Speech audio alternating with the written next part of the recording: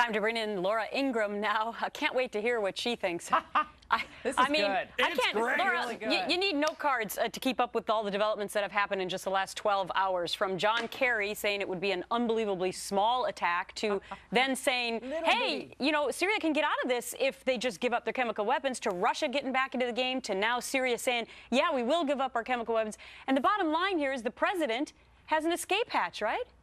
Well, we'll see. I mean, think of Henry Kissinger's shuttle diplomacy in 1973, 1975. We now have shuffle diplomacy or stumble diplomacy. We stumble into these scenarios where Kerry's asked a question in London yesterday, and he's kind of just freelancing it. You know, he's not on a teleprompter, obviously, and he just, well, yeah, I guess there's some scenario. And the Russians are really smart. You know, they're not our friends, they're our adversaries still, but they're really smart. And so when Vladimir Putin can pump himself up both at home and globally, and his prestige is on the rise here, clearly, he steps in and says, whoa, Lavrov, Sergei, get this done for us. Step in. I can be the hero. Maybe I can even wrestle that Nobel Prize away from Obama or make him give it to me. And suddenly, you know, he's the man of the moment. I mean, I really am trying to say this as not a partisan, because I'm not thrilled with the Republican Party, as you know now, for many years.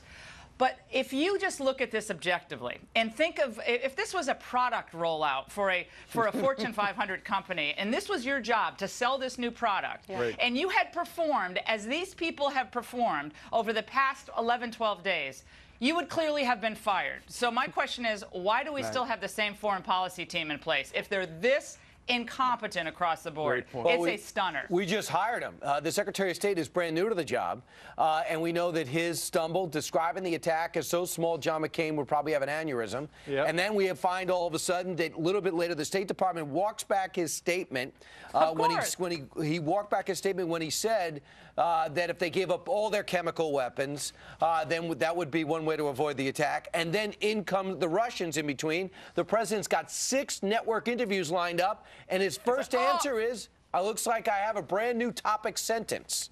Right, has a new topic sentence, and the president at the same time has to confront all the questions. And Wallace asked it, of course, again last night.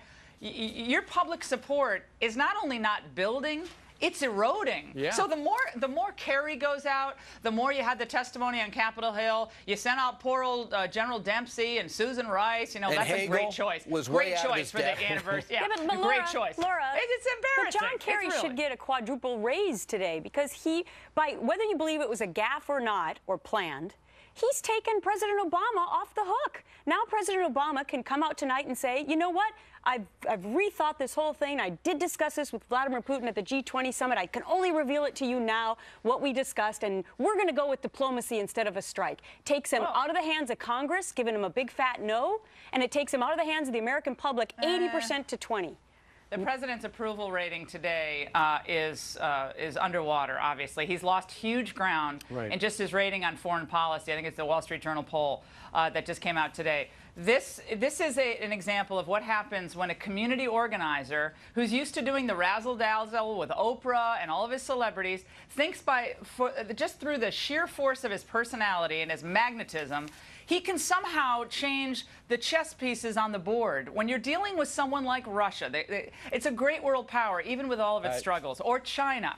This is not something that you can just stumble into. This is something that has to be incredibly well thought out. And from the beginning, it was not. And this lifeline that they're getting from Lavrov and Putin, I don't know how real it is. I don't know if we want to trust this. And it does not do anything to rescue Obama. I think he would like it to, but I think he looks ridiculous here. But one thing, in Russia, the Syrians were shooting at the weapons inspectors 2 weeks ago.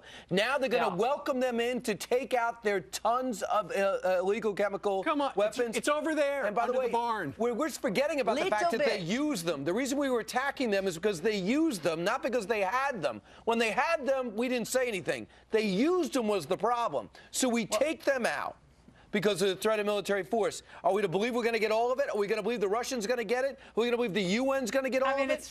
It's again, I say it with great sadness. This is so heartbreaking for a world power like the United States of America to have a foreign policy team in place led by a president who is I don't know, otherwise occupied or just not all that interested in this, I don't know.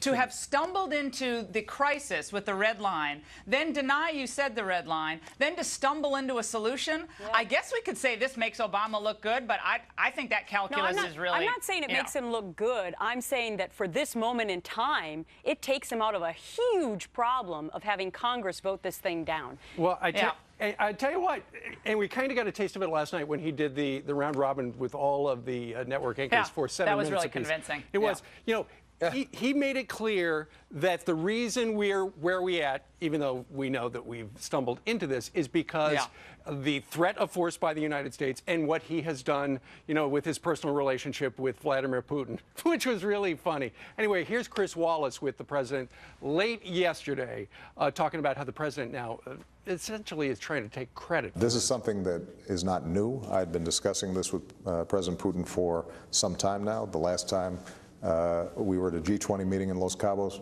last year, I suggested the need for the United States and Russia to work together to deal with this particular problem. It doesn't solve the underlying Syrian conflict, but if we can solve this chemical weapons issue. So here this comes on where they have this new solution where, let's talk about this, on the same day that Assad threatened repercussions, you know, and I've got allies who are going to, you know, if you do anything, America, this is going to happen to you. Same day, we just look silly, we look weak. Well, I think, again, the president, I guess that's all he could say. Is, look, Vladimir and I have been talking about this for a long time. In fact, when I mentioned that added flexibility we were going to have after the election to Dmitry Medvedev, this is, in fact, what I meant, that in a situation like this, I'd be flexible and nimble and would be able to move with the times and get ahead of the story. I guess you could sell it that way. Maybe, I don't know, Jeffrey Katzenberg will believe that, or Oprah, or all the other. I mean, that's stuff that you'd say in the movies. I don't think it's all that convincing. Joe Biden just called into her show and said to Secretary of State Kerry, be more careful with what you're saying. Exactly. So well, when you're making Assad look like he's really well spoken, I mean, he's not the brightest light in the drawer, and then Putin looks like the peacemaker. I mean, the world is upside down. I mean, I'm agreeing with Dennis Kucinich these days. So you know, we're living in a parallel universe. This is wild. Your therapist is going to refuse to see you. Yeah, no, I got to get an extra appointment.